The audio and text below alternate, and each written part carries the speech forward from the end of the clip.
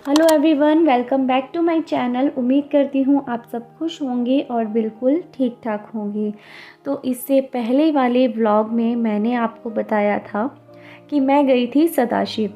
तो सदाशिव से थोड़ी सी ही दूरी पर है ये बाबा गरीबनाथ जी का मंदिर। तो ये मंदिर इतनी सुंदर जगह पर है कि यहाँ आते ही एकदम मतलब इतना ज़्यादा अच्छा लग रहा था। सबसे पहले यहाँ एंटर होते ही आप यहाँ पर शिव जी की एक विशाल मूर्ति यहाँ पर देख सकते हैं। तो बहुत ही प्यारा व्यू था और बहुत ही प्यारा ये मंदिर था। तो इस मंदिर की भी बहुत ज़्यादा इतिहास रहा है। तो चलिए पहले हम एंटर होते हैं मंदिर के अंदर। तो ये है मंदिर की एंट्री। अभी इस टाइम पे मंदिर में हम एंटर हो रहे हैं और यहाँ पर बाबा गरीबनाथ जी ने 40 साल तक तपस्या की थी। एक ये आमलतास का आप यहाँ पर पेड़ देख सकते हैं। यहाँ बैठकर बाबा गरीबनाथ जी ने यहाँ पर करीब 40 साल तक तपस्या की है। तो बहुत ज़्यादा यहाँ के लोग जो हैं इस मंदिर को बहुत ज़्यादा मानते हैं कि बहुत ज़्यादा आप शक्ति है यहाँ पर। तो ये जो है इसकी पूरी हिस्ट्री यहाँ पर दी गई है।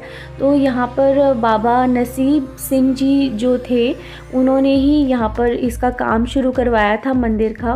तो 2001 में वो ब्रह्मलीन हो गए थे। तो उसके बाद उनकी जो माता जी हैं वो यहाँ पर गद्दीशीन हैं। तो यहाँ पर आप देख सकते हैं ये है उनका मेन जो मंदिर है। और शनिवार को, हर शनिवार को यहाँ पर बाबा गरीबनाथ जी की चौकी लगाई जाती है, जिसमें कि सभी लोग जो दुखों का अपना यहाँ पर निवारण करने आते हैं।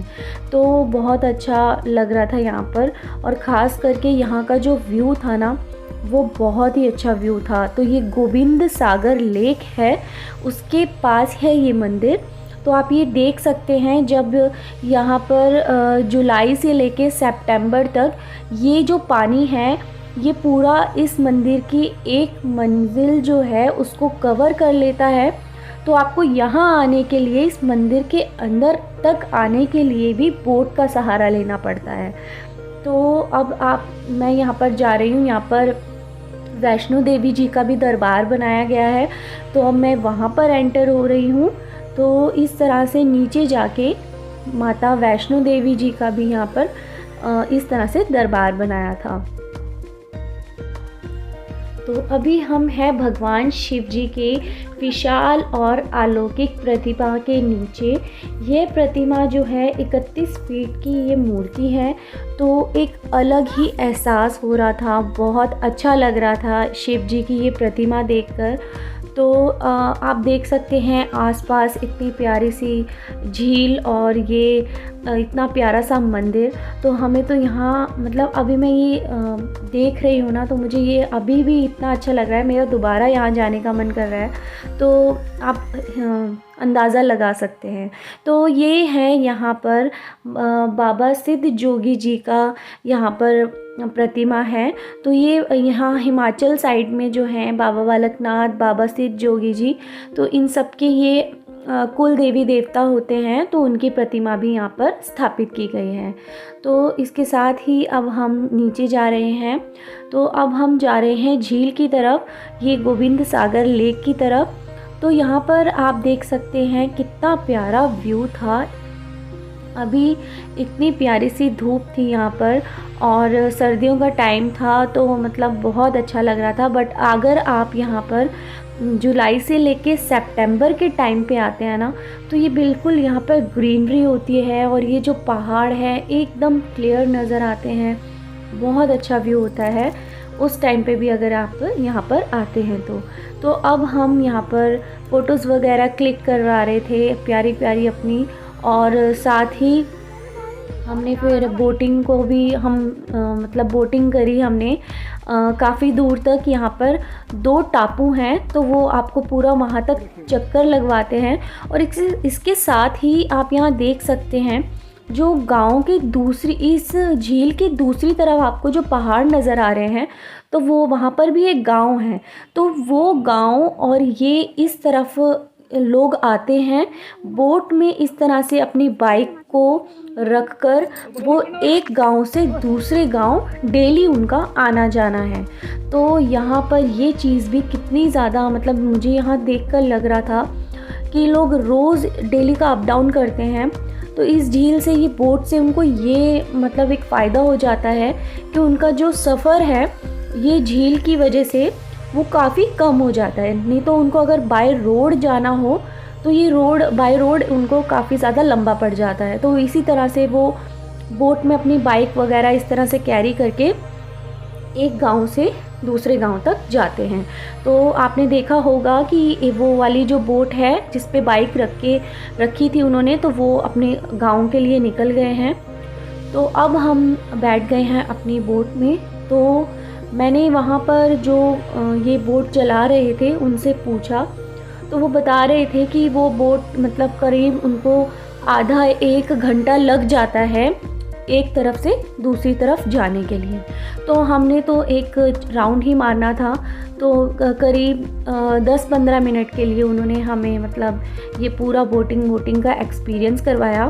बहुत अच्छा लग रहा था, बहुत अच्छी एक मतलब यादें थी ये।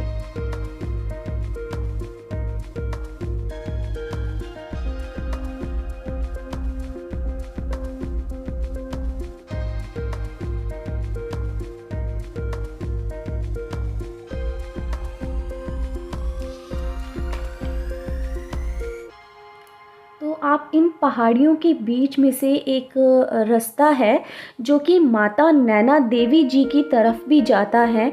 ये जो पहाड़ियाँ आप देख रहे हैं, तो यहाँ से नैना देवी जी का भी रास्ता निकलता है। तो आप कभी भी ऊना वाली साइड या फिर आप इस तरफ आते हैं डिस्ट्रिक्ट ऊना में, चिंतपूर्णी में, कांगड़ा, इस तरफ आप घूमने आते हैं तो आप इस तरफ भी ज़रूर आए और ये वाली चीज़ों को भी ज़रूर एक्सप्लोर कर सकते हैं। तो आप देख सकते हैं हम बहुत ज़्यादा आगे आ गए थे। जो मंदिर था वो काफ़ी ज़्यादा पीछे रह गया था। तो इस तरह से जो हमने पूरा एक राउंड मारा था बोट में। तो अगर आपने बोटिंग का एक्सपीरियंस लेना है तो इधर अगर आपके साथ और ज़्यादा पैसेंजर्स हैं तो वो थोड़ा सा बोट का जो किराया है वो कम कर देते हैं। बट हम यहाँ पर मतलब अपनी ही हमारी फैमिली थी, तो उन्होंने हमसे 300 रुपीज़ चार्ज किया था एक राउंड के लिए। तो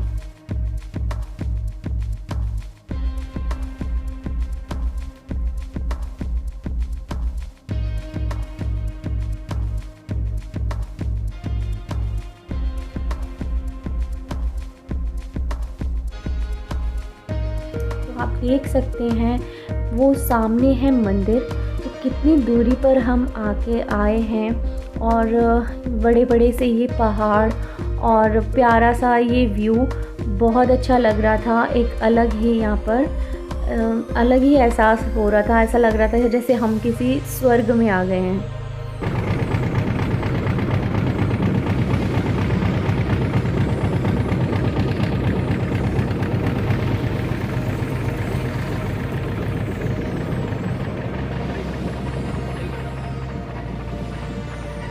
तो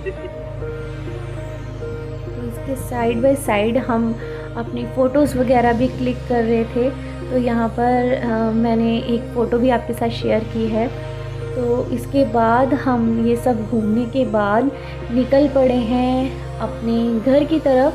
यानी कि आज मैं आपको लेके जा रही हूँ अपने जो मेरा मायका है जहाँ पर, यानी कि मेरी दादी जी का घर है जहाँ पर।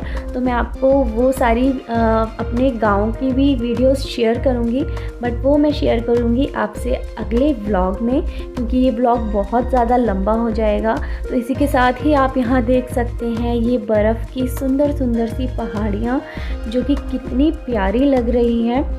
तो अगर आप को मेरी वीडियो पसंद आई है तो प्लीज़ मेरी वीडियो को एक लाइक ज़रूर कीजिएगा और साथ ही मेरे चैनल को सब्सक्राइब कर लीजिएगा और नोटिफिकेशन बेल को भी ज़रूर प्रेस कर लीजिएगा, ताकि आपको मेरी आगे आने वाली और वीडियोस के बारे में भी पता चल सके।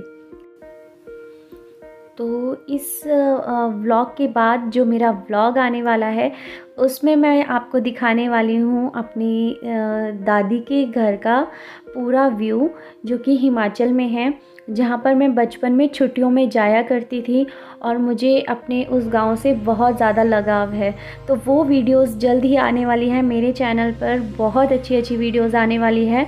तो अगर आप उन वीडियोस को देखना चाहते हैं तो आपको मेरे चैनल को सब्सक्राइब करना पड़ेगा, क्योंकि अगर सब्सक्राइब नहीं करेंगे तो आप मेरे से फिर दोबारा मिलेंगे कैसे। तो ज़रूर सब्सक्राइब कर लीजिएगा, और इसके साथ ही मुझे एक मोटिवेशन भी मिलती रहेगी जिससे कि मैं और वीडियोस बना सकूं। तो अब ये सब हम घूम फिर के आए हैं, तो उसके बाद में हमारे गांव के ही पास में यहाँ पर एक बढ़िया सी चाट मिलती है और साथ ही मिलते हैं गोलगप्पे। तो आप भी जब कभी चिंतपूर्णी चिंतपूर्णी आते हैं तो उससे पहले ही एक चाट वाला मोड़ आता है, तो वहाँ पर आप ये गोलगप्पे और साथ में ये चाट ज़रूर ट्राई कीजिएगा, आपको बहुत पसंद आएगी।